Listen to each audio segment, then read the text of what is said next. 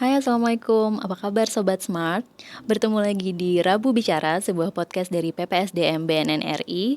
Kali ini dengan saya, Egi. Saya adalah penyuluh narkoba dari BNN Provinsi Kalimantan Selatan. Hari ini saya menghadirkan narasumber. Beliau adalah seorang psikolog dari Balai Besar Rehabilitasi BNN RI, sekaligus juga psikolog di akun Instagram 3 Generasi.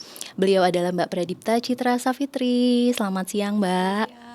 Iya, Mbak Citra ini tadinya rekan saya di BNN Provinsi Kalimantan Selatan sebelum akhirnya beliau pindah ke Balai Besar Rehabilitasi BNN RI. Berarti udah berapa tahun, Mbak? 3 ya? Iya, kurang lebih 3 tahun 3 di tahun. Balai Besar Rehabilitasi BNN. Kangen gak Mbak sama Banjarmasin? Kangen. Alhamdulillah melalui acara ini kita bisa ketemu lagi Iya. ya Mbak Citra. Oke. Nah, hari ini kita akan membahas tentang salah satu topik yang memang lagi rame diomongin sama generasi anak muda zaman sekarang gitu, yang dinamakan dengan self love atau mencintai diri sendiri. Nah, sebenarnya self love ini kan akhir-akhir ini orang sudah mulai aware sama mental health ya Mbak Citra. Jadi orang-orang udah mulai peduli dengan kesehatan mental gitu. Gimana caranya sih kita untuk bisa mencintai diri kita sendiri seperti itu. Nah, hari ini kita bakal bahas itu, gimana sih cara kita untuk sampai bisa menuju ke tahap self love gitu, dan apa hubungannya dengan penyalahgunaan narkoba. Oke. Mbak Citra, kalau menurut Mbak Citra nih sebagai seorang psikolog, sebenarnya self love ini apa sih? Ya, jadi teman-teman gitu ya, kalau kita ngobrolin self love itu ya, itu bukan kayak sekedar kita being good to ourselves misalnya kayak gitu ya. Jadi memang self love ini kalau misalnya kita bisa ngobrol lebih dalam ya, jadi definisinya adalah suatu kondisi di mana kita tuh mengapresiasi diri kita. Ya, kita mengapresiasi diri kita dan berkembangnya itu dari perilaku-perilaku yang memang mendukung kondisi psikologis kita ya, kondisi spiritualitas kita gitu ya. Jadi memang lebih dalam dari itu ya, nggak sekedar kayak kesannya kita ngebaik-baikin diri gitu misalnya ya, dan ternyata memang lebih dalam dari itu gitu. Jadi prosesnya panjang ya. Dan si self love itu sendiri punya berbagai aspek nih teman-teman ya. Ya, jadi dalam self love itu ada 4 aspek gitu ya. Aspek yang pertama itu bisa kita lihat adanya self awareness. Jadi kalau kita mengembangkan self love gitu ya, kita lebih aware sama apa sih yang ada di pikiran kita. Emosi kita tuh seperti apa gitu ya. Kita berperilaku kayak apa gitu ya. Jadi karena kita lebih aware, jatuhnya kan jadi kita lebih kenal juga ya sama diri kita. Batasan kita tuh sebenarnya apa sih gitu ya. Apa yang kita nggak suka, apa yang kita suka gitu ya. Itu yang pertama. Terus yang kedua ada juga yang namanya self worth, atau seberapa sih kita juga ngerasa diri kita kan berharga ya gitu ya. Kalau misalnya kita ngomongin diri kita yang berharga, maka kaitannya itu dengan potensi kita gitu ya, potensi kita, kelebihan kita. Ketika kita merasa punya keyakinan bahwa kita punya potensi tertentu, kelebihan tertentu gitu ya, maka kemudian kita kan ngerasa diri kita berharga. Dan itu bukan sesuatu yang kayak perlu susah-susah kita cari. Kita perlu lihat ke dalam diri kita lebih jauh. Kelebihan saya apa ya gitu ya. Dan ketika kita yakin bahwa diri kita punya potensi, kelebihan tertentu, maka kita kan jadi ngerasa wah, gue berharga banget nih sebagai individu. Dan itu akan kemudian menunjang si self love tadi. Aspek yang ketiga dari self love itu kemudian self esteem. Nah, kalau ngomongin self esteem, kita percaya diri misalnya gitu ya. Nah, itu kaitannya tuh justru sama pencapaian kita gitu. Pencapaian apa sih yang kita punya misalnya gitu ya. Mungkin dari prestasi di sekolah kalau teman-teman generasi milenial sekarang, atau generasi Z ya yang sekarang pada remaja ya, Gen Z. Nah, itu capaian-capaian kita itu penting loh teman-teman gitu ya. Untuk kita ngerasa jadi pede sama diri sendiri, dan pada akhirnya itu balik lagi menunjang self love, menunjang seberapa kita mencintai diri kita kan. Nah, yang terakhir ada self care. Nah, kalau self care ini memang kaitannya lebih ke fisik gitu ya. Seberapa sih kita bisa pinter nih ngerawat diri kita ya kan gitu. Kalau misalnya kita pergi, kita dandan rapi gitu. Kadang juga ada orang yang merasa bahwa self love itu ketika gue beliin baju cantik yang oke, yang keren buat diri kita sendiri gitu ya. Tapi dilihat dulu kalau misalnya itu emang pada akhirnya bisa mensupport kondisi mental health kita yang tadi udah disebutin gitu ya, nah itu bagus. Tapi kemudian ketika itu malah berlebihan, ya kan, malah mengancam kantong, ya itu kan juga akhirnya nggak menunjang kondisi mental health kita. Nah pada akhirnya kan juga nggak bisa dikatakan bentuk self care tadi itu adalah suatu self care yang emang pas untuk menunjang si self love tadi ya. Termasuk juga kalau kita sakit ya kita ke dokter gitu kan, itu kan juga bagian dari perawatan diri. Nah jadi teman-teman bisa kita lihat ya bahwa self love itu sesuatu yang memang punya aspek-aspek yang 4 tadi, yang ketika kita punya keempat aspek itu, maka kemudian harapannya sih menunjang self love kita supaya lebih oke lagi gitu. Oke, berarti tadi kan Mbak Citra ngomong soal self care ya. Kadang banyak orang yang ngerasa kayak, oh aku nih kayak perlu reward nih buat diriku sendiri gitu kan. Oh self reward gitu kan. Padahal tuh self care itu sebenarnya tidak harus memakan banyak uang ya kan. Untuk self care seperti hal-hal yang sederhana seperti kita me time dengan diri kita sendiri kan itu juga salah satu kategori juga untuk bisa kita mencintai diri kita sendiri kan gitu. Jadi kalau misalnya self love itu berbeda ya, nggak jadi salah kaprah ya Iya, maksudnya. jadi emang beda tuh sama self reward. Karena kan kalau self reward itu kayak hadiah buat Iya, kita tapi kan kan nggak ya. kebablasan juga gitu Nah, loh itu dia. hadiahnya. Jadi si self love itu kayak payung besar, teman-teman. Benar, Nah, benar. self reward itu bisa bagian di dalamnya. Betul, Gitu ya. betul, Ketika betul. kita memberikan hadiah ke diri kita sendiri, dan selama kalau self reward pasti kaitannya akhirnya bisa menunjang mental health kita ya gitu ya. Nah kalau udah kategorinya kebablasan, wah jangan-jangan juga bukan masuk kategori self Iya, reward kan, udah udah berlebihan gitu berlebihan. kan. Dan apalagi itu juga akhirnya tuh misalnya justru malah berdampak ke lingkungan kita gitu ya. Betul. Karena kita beli sesuatu Iya. yang tadinya buat self reward sih, tapi ternyata kurang nih uangnya karena kita pengen self rewardnya yang di luar uang jajan dari orang Kayak tua. check out Shopee mungkin berkali-kali. Nah, ya kan. Nah, kalau kayak gitu kan malah mengancam Iya, mental betul, health betul, gitu. betul. Jadi pada akhirnya sih kalau dibilang self reward kebablasan gitu ya, self reward yang nggak sesuai tempatnya, ya balik lagi berarti itu bukan self reward, dan itu juga berarti nggak menunjang mental health gitu kan ya. Pada akhirnya juga akhirnya nggak masuk tuh kondisi tadi itu bisa dikategorikan sebagai bentuk dari self love gitu. Baik, kemudian juga pastinya self love ini sangat berbeda juga dengan selfish atau Oh iya. egois ya. Kan banyak orang yang juga kayak salah kaprah juga. Oh aku tuh kan cinta sama diri aku sendiri, jadi aku harus mementingkan diri aku sendiri. Padahal kan mementingkan diri sendiri juga ada sesuai dengan kondisi gitu ya, Mbak Citra.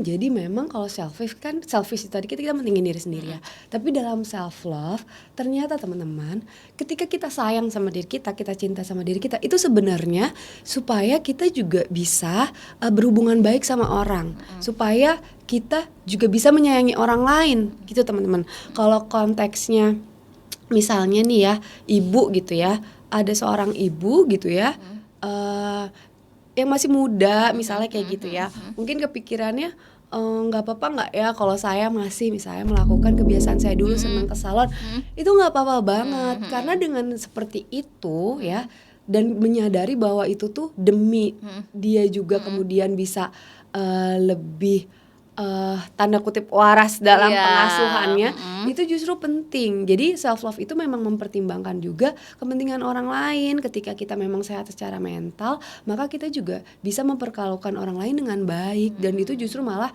mendukung hubungan kita kan gitu sama orang lain. Dan ketika hubungan kita sama orang lain, mental health kita jadi oke kan gitu. Jadi memang gitu teman-teman ya, dengan kita sayang diri sendiri sebenarnya juga harus baiknya juga kita aware bahwa itu tuh demi kita juga bisa berhubungan baik sama orang. Kan kebayang ya kalau misalnya kita misalnya juga terlalu mentingin maunya kita, nggak bisa mikirin orang lain, terus kita juga jadinya stres karena komentar-komentar orang, kan justru malah nggak bagus kan efeknya. Betul. Gitu. Iya, jadi kan sebenarnya teorinya self love itu kayak ya udah gitu kan, ada 4 konsep dan lain sebagainya. Cuman untuk mempraktekkannya ini kan sulit banget ya. Contoh sederhana aja gitu, kalau misalnya kita foto sama teman terus kita ngeliat ih kok aku kayaknya di sini gendutan ya, terus mulai insecure gitu kan. Aduh kayaknya aku gendutan, aku benci dengan tubuhku sendiri gitu kan. Terus kemudian cari aplikasi yang bisa menguruskan atau bisa memuluskan seperti itu. Nah, sebenarnya kan step dari hal-hal kecil seperti itu tuh kita harus udah bisa menerima gitu kan. Jadi gimana sih cara kita untuk bisa mulai gitu? Startnya bagaimana untuk bisa mulai mencintai diri kita sendiri? Oke, jadi kayak langkah-langkah mungkin ya, langkah-langkah konkret Langkah-langkahnya, nih yang ya. bisa kita lakukan apa nih buat mengembangkan si self love tadi ya. Betul. Nah, ada 7 steps gitu ya. Kalau teman-teman suka baca Psychology Today itu ya, salah satu psikolog yang menulis artikel di sana, termasuk juga definisi yang tadi ya, itu menjelaskan ada 7 steps yang bisa dilakukan gitu ya. Nah, yang pertama itu teman-teman coba kita bisa belajar mindful. Mindfulness ya. Jadi kalau misalnya mindful itu berarti kan kita menunjang si self awareness tadi. Kita coba belajar mengobservasi diri kita, apa yang terjadi sama diri kita gitu ya. Dalam artian tuh kondisi internal diri kita. Apa sih yang ada di pikiran saya, emosi saya sedang seperti apa gitu ya. Here and now. Ya. Gitu. Terus yang kedua, kita juga bisa mulai nih bedain antara apa yang kita butuhkan dan apa yang kita inginkan. Jadi berperilakulah sesuai sama kebutuhan kita. Gitu ya. Jadi kita harapannya sih dengan mindful kita jadi benar-benar lebih aware apa yang kita butuhkan tadi ya. Karena kan untuk bedain mana yang kita butuhkan, mana yang kita inginkan kan itu juga perlu proses mindful tadi gitu. Nah, terus selanjutnya teman-teman juga bisa ngelakuin yang namanya self care. Ya teman-teman ya, self care. Mungkin yang buat perempuan yang pada sering ke salon ya kan. Ya. Itu juga oke. Atau mungkin yang cowok olahraga ya kan. Itu kan juga bisa menunjang kan kita merawat diri kita sendiri dengan olahraga. Mulai dari hal kecil sih sebenarnya juga jaga kebersihan diri, jaga kebersihan lingkungan yang juga kemudian bisa menunjang kan, menunjang kebersihan diri kita gitu. Apalagi lagi kondisi pandemi COVID-19 gini. Nah, harapannya itu membuat kita jadi lebih tahu lagi hal-hal spesifik yang namanya perilaku hidup sehat tuh kayak apa. Ya, itu bisa diterapkan. Nah, terus juga tahu nih teman-teman batasan kita tuh apa sih? Ya, batasan diri kita misalnya dalam lingkungan pertemanan, dalam lingkungan pekerjaan nih gitu ya. Dalam lingkungan ketika kita lagi melanjutkan pendidikan kita. Maksudnya tuh boundaries kapan sih hal ini oke buat saya, kapan enggak. It's okay untuk say no untuk beberapa hal yang memang mungkin bisa jadi mengancam mental Berani health berkata kita. tidak Nah, gitu ya. Kalau konteksnya sekarang mungkin banyaknya kasus-kasus kekerasan ya kan, atau enggak tekanan-tekanan, target-target misalnya dari lingkungan di sekolah, di kantor yang mungkin berlebihan. Mungkin kalau kita lebih ke misalnya ke kantor gitu ya, kayaknya banyak deadline, tapi kita coba atur kapan yang emang misalnya waktunya itu ketika kita perlu istirahat ya istirahat dulu. Skala prioritas gitu yes, ya. gitu jadi akhirnya itu kan terkait boundaries tadi tuh ya. Berarti kita udah ada 4 tadi ya.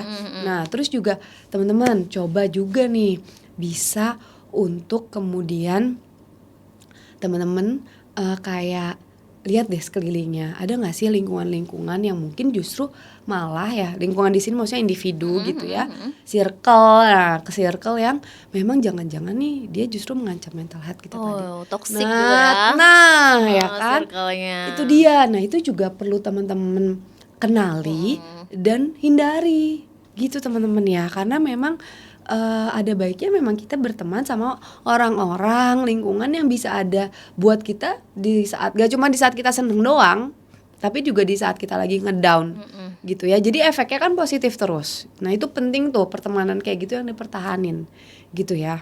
Nah habis itu teman-teman kita juga perlu menyadari bahwa kita ini memang kan dalam hidup ada kalanya nggak selalu ada di atas, ada kalanya di bawah. Ketika ada di bawah bisa jadi mungkin karena kita melakukan kesalahan tertentu. If that's so, it's okay to forgive yourself gitu ya, maafkan diri kita sendiri gitu ya.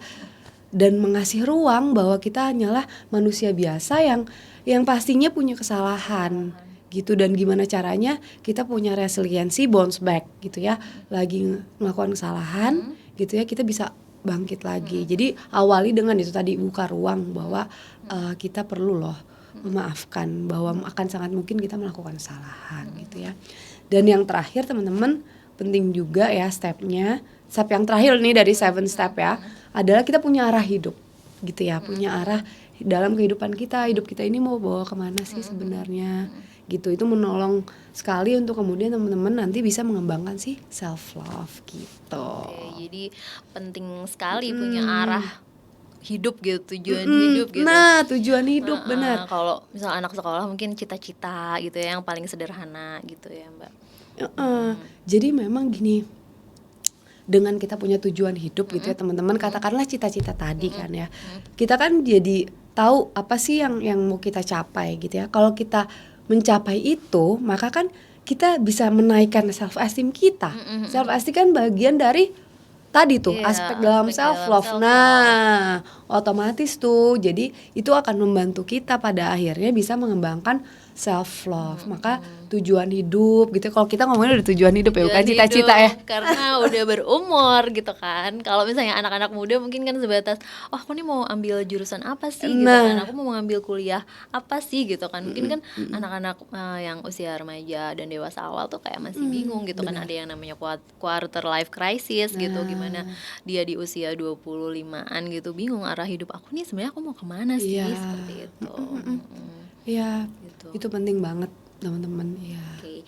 Nah tadi kan Mbak Citra juga sempat mention tentang gimana caranya kita memaafkan ya. Oh iya, Jadi kadang-kadang ada yang bilang bahwa kita tuh kadang lebih keras terhadap diri kita sendiri loh dibandingkan kepada orang lain gitu.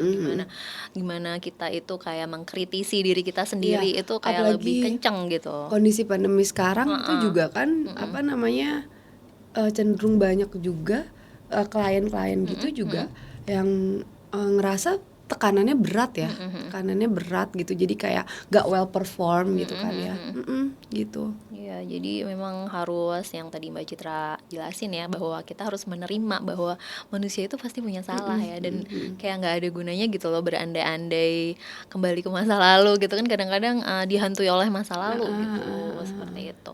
Baik, kalau misalnya seperti yang Mbak Citra alami kan, Mbak Citra sekarang kan dinasnya di Balai Besar Rehabilitasi ya, pasti banyak menemukan kasus-kasus yang ada di sana gitu kan. Kalau menurut Mbak Citra sebagai seorang psikolog, selama di Balai Besar Rehabilitasi ini, mungkin nggak sih si pecandu narkoba atau biasanya di sana disebutnya dengan residen ya? Iya, sekarang sih udah klien sih. Klien ya, sekarang, oke, klien. Jadi mungkin nggak sih mereka itu bisa jadi pecandu narkoba itu karena mereka ketidakmampuan mereka dalam mereka mencintai diri mereka sendiri gitu kan. Kalau misalnya keputusan mereka untuk bisa menyalahgunakan narkoba itu kan berarti mereka menyakiti, self harm gitu nggak sih terhadap diri mereka sendiri. Kalau menurut Mbak Citra gimana? Iya, jadi memang dengan tugas yang sehari-hari saya miliki yang memang juga kemudian membuka wawasan, pengalaman dan lain sebagainya. Justru kadang kita juga belajar dari klien juga ya, termasuk kaitannya bagaimana sih pentingnya terkait self love ini gitu kan ya, supaya akhirnya nih kita nggak sampai menggunakan zat gitu ya. Nah, sebenarnya kaitannya terus gimana gitu kan ya, kaitannya terus gimana. Memang kalau aku baca sendiri dari beberapa literatur dan sebagainya, memang lebih banyak dibahasnya sebenarnya ke si self esteem gitu ya, bagian dari aspek self love. Balik lagi ya, si self love itu kan kayak payung besarnya gitu kan, ada aspek-aspek di dalamnya. Dan ternyata penyalahgunaan ini berhubungannya sama memang si self esteem tadi tuh, self esteem, kepercayaan diri yang rendah.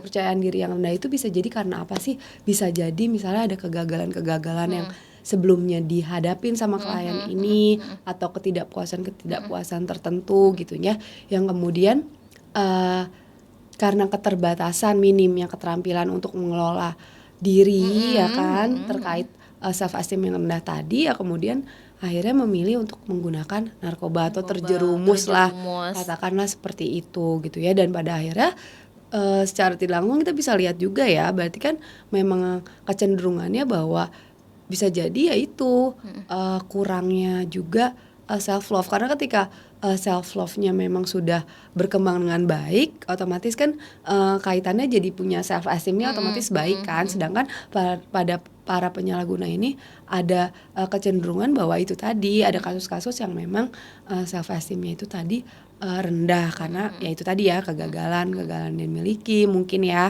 gitu. Nah jadi memang berhubungannya kita bisa lihat dari salah satu aspek dari self love tadi gitu. Oke. Nah, kalau misalnya di balai besar rehabilitasi itu kan pastinya banyak apa namanya terapi-terapinya, Iya, intervensi iya, kepada si iya, iya. klien itu gitu kan. Ada nggak sih intervensi yang memang bisa menumbuhkan rasa self love terhadap diri sendiri gitu? Gitu ya. Kepada si si klien ini Heeh, gitu. heeh, heeh. Iya, jadi kalau misal di Balai Besar Rehabilitasi memang kan salah satu terapi atau pendekatan yang digunakan gitu kan ya memang kan TC ya, TC, Therapeutic therapeutic community. Community ya. Jadi memang bagaimana kemudian komunitas ini punya peranan untuk mengubah perilaku si klien-kliennya ini, para kliennya gitu ya. Nah, kita bisa lihat balik lagi nih kita pakai konsep aspek-aspek konsep dasarnya dari self love gitu ya, dilihat dari aspek-aspeknya. Terus gimana nih ya dengan apa yang sudah dilakukan di balai besar tadi untuk melakukan terapi untuk para kliennya. Nah, dari aspek yang pertama kita lihat dari self awareness gitu kan ya. Kita memang berusaha gitu kan ya untuk membuat klien kenal sama apa sih pemicunya, yang bikin make tuh apa gitu ya. Nah kalau pemicunya kita lihat ada yang dari internal, bisa juga ada yang dari eksternal. Kalau internal misalnya saya make pas saya lagi ngerasa marah misalnya gitu, atau enggak lagi sedih ada depresi, periode depresi misalnya yang dialami, maka kemudian jadi ada pikiran gitu ya, suges untuk kemudian make gitu, misalnya gitu. Ada juga yang mungkin eksternal, saya make misalnya ketika saya kemudian berantem sama keluarga, pasangan misalnya kayak gitu ya. Habis itu saya jadi kepikiran buat make, atau ketika lagi kumpul sama teman-teman ya, itu tuh udah jadi pencetus untuk kemudian saya make. Nah itu tuh diajak dikenalkan, kita ngebahas itu karena bisa jadi sebelumnya mereka nggak aware loh. Nggak tahu ya. Gitu, kalaupun aware mungkin belum menyeluruh gitu ya pemicunya tuh.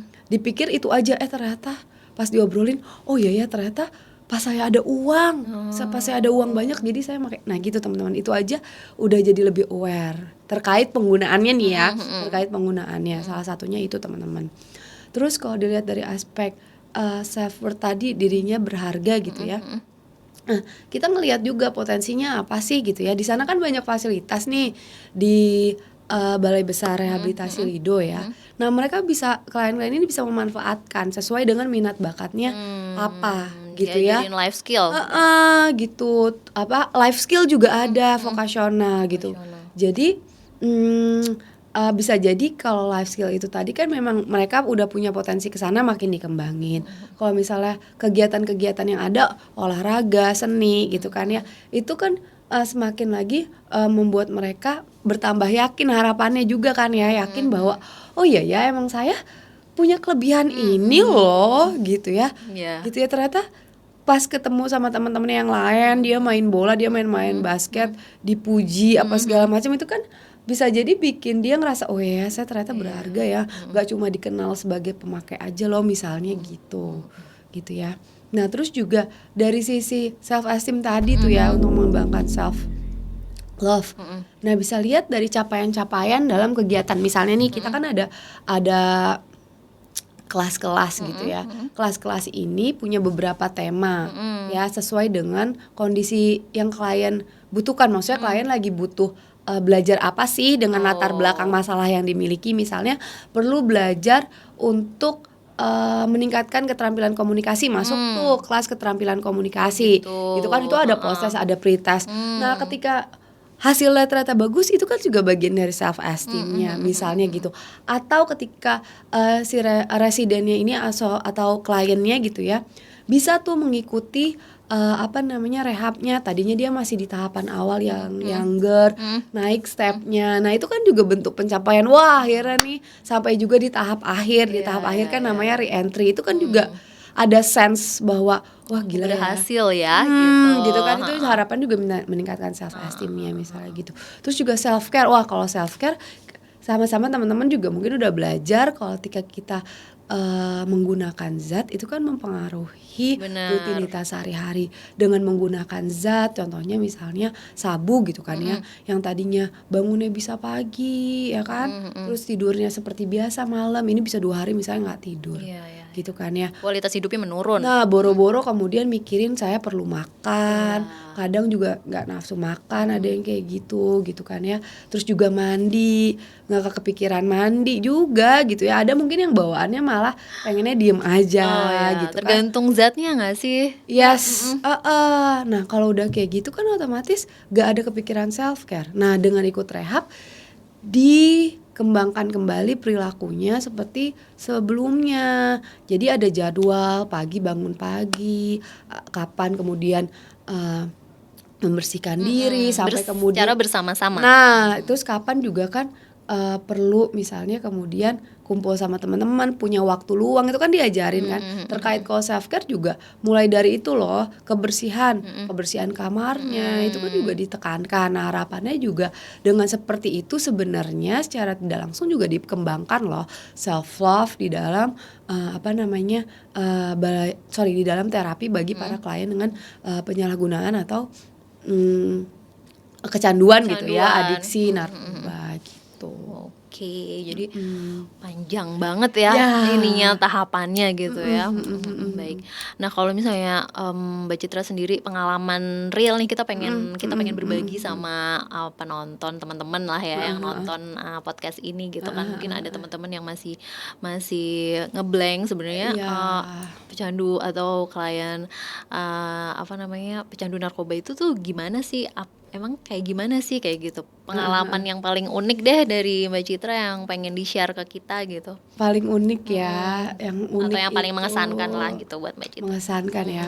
Saya punya klien satu perempuan atau laki-laki ya. Mungkin ini juga ada kaitannya sama self love tadi ya. Maksudnya pada akhirnya mereka juga ada berkembang si self love ini. Kalau yang perempuan ini masih muda, dengan penggunaannya kemudian beliau ini memang terhambat dari sisi pendidikan dan karirnya karena memang punya karir di bidang dunia hiburan yang cukup oke gitu kan ya, walaupun masih meniti gitu kan ya. Dari sisi pendidikan juga wah potensi kecerdasannya luar biasa juga gitu kan ya. Tapi memang karena ada kondisi lingkungan yang mempengaruhi, kondisi keluarga juga yang kurang suportif gitu kan ya, akhirnya terjerumus tuh sama penggunaan narkoba ini gitu. Nah dari klien ini kemudian di akhir gitu ya, di akhir sesi yang luar biasa adalah memang punya keyakinan yang besar kembali untuk bisa memperbaiki hidupnya gitu ya. Bagaimana perencanaannya kemudian merujuk pada oke, gimana ya saya kemudian bisa mengembangkan diri saya gitu ya. Selain emang ada kesadaran bahwa penggunaan narkoba ini memang nggak ada manfaatnya gitu kan ya, tapi pada akhirnya juga ada tuh fokus sama mengembangkan diri dia, terutama terkait karir. Dia pengen nyari, wah aku kayak pengen nyari beasiswa deh ke luar negeri karena emang punya kecerdasan yang cukup oke gitu kan ya. Oke, kayaknya aku mau lanjutin lagi deh niti karirnya setelah itu. Tapi dia memang balik lagi karena dari intervensi yang ada kemudian menekankan bahwa itu ya dari sisi self worth kan dijelaskan bahwa kamu tuh dari hasil pemeriksaan psikologisnya punya kecerdasan yang bisa mendukung loh dari sisi pendidikanmu gitu kan ya. Nah dari situ juga kemudian dijelaskan bahwa kamu bisa untuk ngembangin pendidikan gitu. Jadi harapannya ketika dibuat perencanaan terkait kelanjutan pendidikannya seperti apa, akhirnya kalau tercapai itu kan bisa bantu juga self esteemnya bisa meningkat. Jadi itu sih salah satu yang berkesan untuk yang klien yang perempuan. Kalau yang klien laki-laki ada juga. Nah kalau klien yang laki-laki ini memang latar belakangnya penggunaannya karena lingkungan gitu. Tadinya sudah menempuh pendidikannya dia di pesantren. Setelah selesai pesantren ternyata di lingkungan rumahnya memang rentan gitu. Jadi di sisi lain dari dirinya memang juga punya kebutuhan yang tinggi untuk bisa diterima lingkungan. Sayangnya kan lingkungannya kebetulan memang rentan ya, banyak yang menggunakan, jadi akhirnya terbawa tuh gitu. Oke. Padahal punya keterampilan yang banyak gitu ya dari bidang kulineri gitu ya, punya kemampuan yang oke loh di bidang kulineri tadi gitu ya. Dia punya pengalaman sebagai chef dan segala macam setelah dia bertumbuh dewasa. Tapi memang ketika melakukan itu ya tetap sambil make ya, dia punya bisnis gitu tapi tetap sambil make gitu. Sampai akhirnya masuk Babas ya kan, dijelasin balik tuh hasil dari pemeriksaan psikologisnya seperti apa gitu ya. Dan dia justru terdorong pengen jadi konselor adiksi gitu ya. Terus akhirnya Jadi tercapai? kayak jadi sekarang dia udah mikir bahwa lagi proses sih, Lagi lagi proses ikut proses. training sih gitu kan ya. Heeh. Cuma semangat banget gitu, Wah. semangat banget. Maksudnya dia sampai ada statement bahwa ya saya udah capek, sampai kapan saya mau kayak gini, nggak ada manfaatnya buat diri saya. Berarti kan dia udah punya switch tuh pikirannya ya, Iya. switch pikirannya. Terus juga bagaimana kalau dia kayak gini terus berdampak juga ke orang tuanya, ya kan. Kalau self love kan dia juga mikirin ya, kalau saya seperti ini dampaknya ke lingkungan kayak gimana gitu ya. Nggak hanya sekedar mikirin dia sendiri tok Iya. gitu kan ya, pencapaian dia segala macam, gimana efek si zat buat dia, tapi juga mikirin ya gimana nanti orang tua saya gitu kan ya. Nah terus dia kepikiran kayaknya pengen deh jadi konselor adiksi gitu kan ya. Jadi dan itu abis dia beres rehab, dia benar-benar ngelakuin itu gitu ya. Bahkan juga sampai sis gitu ya, oke nanti bantuin ya gitu ya. Dan kalau misalnya dilihat kegiatannya gitu kan ya, kayak dia masih konsisten tuh dalam trainingnya gitu ya. Lagi magang-magang gitu buat jadi konselor adiksi. Dan memang orangnya karena punya kebutuhan sosial yang tinggi ya, keterampilan sosialnya emang oke tuh gitu kan ya. Jadi harapannya itu ya, moga-moga dengan apa yang dilalui dia bisa jadi konselor adiksi gitu kan ya. Ya semoga sih dengan apalagi modalnya dia udah berkembang kan ya pikirannya, bahwa saya juga perlu mikirin kehidupan masa depan saya, dan dia sekarang on track untuk ngelakuin itu. Ya itu sih harapannya ya, semoga dengan berkembangnya self love pada klien-klien tadi secara tidak langsung kemudian pada akhirnya membuat mereka nggak relapse lagi ya. Mungkin kalau buat teman-teman semua yang jangan sampai menggunakan itu, bisa jadi memang membuat teman-teman nanti terhindar gitu. Oke. Berarti kan si klien yang cewek sama yang cowok tadi tuh udah punya arah hidup Iya. ya untuk Yes. membantu mereka kan. Jadi kan setelah mereka punya arah hidup, mereka bisa langsung tumbuh dan punya mindset yang baru seperti itu ya. Nah ini kita udah sampai di akhir pembicaraan kita Mbak Citra. Jadi kita pengen denger nih closing statement dari Mbak Citra, apa kesimpulannya lah gitu. Iya, closing statementnya teman-teman. Hmm.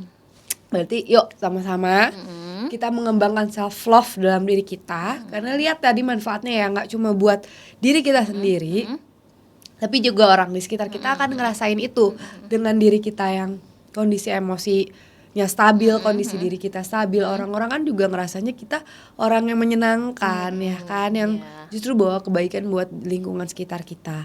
Dan dengan seperti itu harapannya ya, karena kan dalam self love bagaimana apa yang kita lakukan tadi mendukung mental health kita kan. Dan ketika kita udah terbiasa sama itu, maka kemudian ketika kita terpapar zat, harapannya sih secara otomatis karena udah terbiasa, kita juga jadi otomatis ketika ada yang nawarin misalnya, itu langsung membuat kita langsung say no gitu kan ya. Langsung nggak make, nolak narkoba dan lain sebagainya, yang memang dampaknya ya itu tadi nggak sesuai loh sama konsep self love. Itu justru malah akan mengancam mental health kita ketika kita menggunakan zat. Jadi kayak gitu ya teman-teman, harapannya dengan mengembangkan self love, pada akhirnya kalau terkait penggunaan zat kita nggak sampai make gitu ya, even coba-coba. Oke, baik. Nah, jadi kita bisa simpulkan ya dari pembicaraan kita yang sangat bermakna hari ini, bahwa self love itu adalah kalau saya pernah dengar nih salah satu quote, self love itu adalah is a new relationship goals. Jadi gimana cara kita menjalin relasi dengan diri kita sendiri itu terkadang memang sebagai basic ya, sebagai pondasi utama sebelum kita bisa menjalin relasi dengan orang lain gitu. Jadi memang self love ini adalah sebuah perjuangan atau perjalanan yang panjang lah gitu, cepat atau lambatnya berbeda pada setiap orang, gampang atau susahnya juga berbeda pada setiap orang. Jadi it's okay kalau ngerasa lagi down gitu ya Mbak Citra, ngerasa nggak baik-baik aja itu nggak apa-apa. Tapi jangan lupa untuk bisa bangkit lagi, kemudian bisa apa namanya self love lagi gitu. Asal jangan sampai terjerumus kepada godaan Iya. narkoba, itu yang penting. Oke, baik. Apakah kamu sudah bisa mencintai diri kamu sendiri? Nah, teman-teman bisa tulis di kolom komentar. Jangan lupa untuk subscribe, kemudian like, kemudian untuk komentar juga dan share ke teman-teman lain yang membutuhkan. Rabu Bicara akan hadir pada setiap hari Rabu dengan narasumber yang berbeda-beda, dengan topik yang berbeda-beda juga. Terima kasih untuk Mbak Pradipta Citra Safitri, Sama-sama. MPSI Psikolog yang sudah membantu menjadi narasumber hari ini. Semoga sukses karirnya ya, dan bisa membantu klien-kliennya untuk bisa Amin. mencintai diri mereka sendiri gitu ya, karena memang tujuannya hari ini gimana caranya supaya kita bisa cinta lah sama diri kita sendiri gitu. Baik, kalau gitu terima kasih sudah menonton. Assalamualaikum warahmatullahi wabarakatuh. War on drugs, speed up, never let up.